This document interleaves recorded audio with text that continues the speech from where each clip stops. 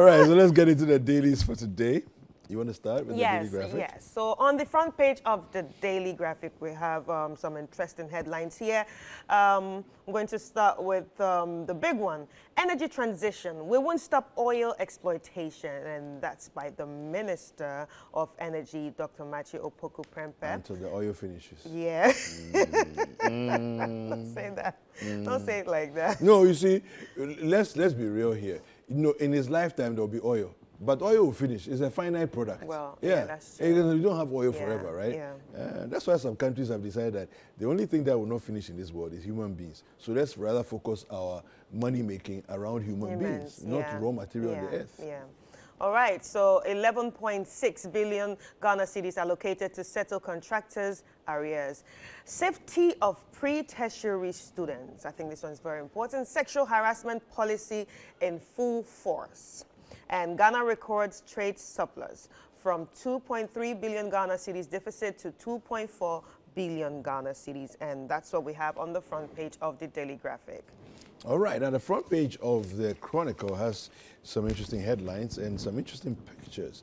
This one says, no flood victim will be left behind. This is the Chief of Staff at a conference that she was speaking on the various things that the government is doing for the victims of the flooding. Nairi charges Baumia to bring peace to Boko, and that's where I see a very interesting photograph. And you see the Vice President there laid prostrate in front of the Nairi, and you see a lot of, but that's not what interests me. What interests me is the people taking photos. You see the people. It's like they have not seen some before. Vice P has come to lay prostrate and challenge for cut the picture for a posterity. Yeah, so you see them, everybody's taking out their phone. But is there a culture or tradition here in Ghana where people like lay prostrate? Yeah. Oh yeah. It's particularly in traditional settings, right, and in the traditional settings that have not been touched by modernity. Many of them still do it. Right. So like in the north, for example, and if you go in front of royalty, if you go in front of royal chieftains in leadership, yes, it's very traditional. But within our own societal homes and settings, it's not really there. Like in Nigeria, like in Yoruba cultures and so on. That's different. That's another level. That one, I saw it in Malawi when we were growing up. Oh yeah, but that one is the ladies who kneel down every time they come in. Yeah, the ladies kneel and the men have to like bow up or straight. Yes. Anyway, Tonto Chrome youth pray for jobs. Bosome Frehun community mining to create 4,000 jobs, and Amabua calls for review of PMRA Act. Now the scripture on the front page of the Chronicle today is Isaiah 43 verse 26. It says, review the past for me. Let's argue the matter together. State the case for your innocence. Okay, so that's the scripture for today. All right, so on the front page of the Business Finder, telcos paid 6.07 billion Ghana cedis to government in 2022, and cost of support to flood victims rises to 40 million Ghana cedis, and that's by the Chief of Staff, and Trust Hospital poised to sustain quality health care, and that's what we have on the front page of the Business Finder. All right, now the Daily Guide. It says, accident claims 9 lives in Hope. That was a horrible accident there that happened. Drop Nana, NDC caucus tells Mahama. Mahama actually was on a platform and speaking. He says that he's already chosen the person, but the person will be, outlawed soon. And the person is a former minister. The person is a very humble guy. So he's sort of given indications as to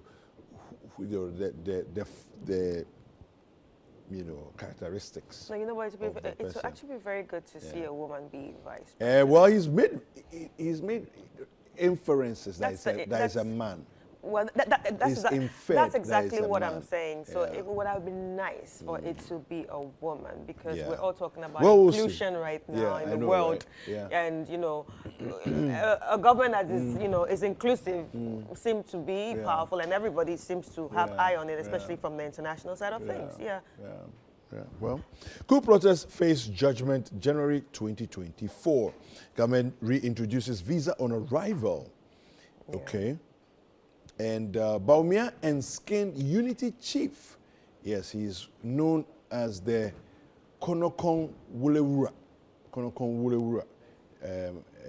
AKA Nkabom Hene. Yeah, that's right. Okay, so that's what the Daily Guide has for us. Right. So on the front page of the Business and Financial Times, we have SMEs remain critical, top business brass as they advocate deliberate support.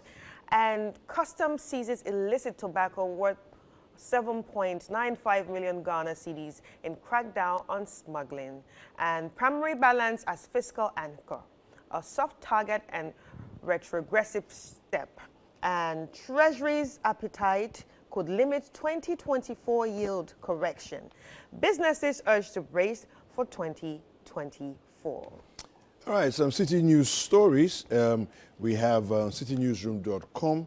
We have OSP directs TOR to suspend proposed partnership deal with TEPL. We also have some trending stories. Danso residents demand protection of river over community mining program. And the river there looking as filthy as ever. Tensions brew at Sokoban Wood Village over disputed land. Some issues with land guards and all of that going on there.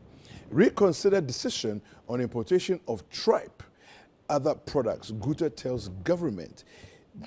Guta is saying that Yemwadiano, yebe important. It's important. It's important to the Ghanaian existence. Stomach animal. Yeah. Stomach of animals. Yeah. But I wish it was not important. But you know, Yemadia is not just stomach. It's entrails. It's all there. The everything. Yeah.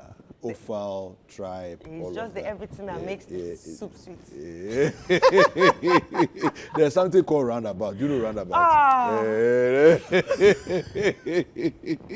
All right, Ghana reintroduces visa on arrival for travelers ahead of Yuletide. Right, so I'll just take some more. Yeah. My running mate will be selected in 2024, and that's by Mahama. Defense and National Security Ministers to appear before Parliament today over Kintampo clash. And I'll take a last one. Let's live harmoniously to safeguard Ghana's peace, and that's the Peace Council on recent clashes. Absolutely. All right. So I think we can end the news review here. The sports is next. Don't go anywhere.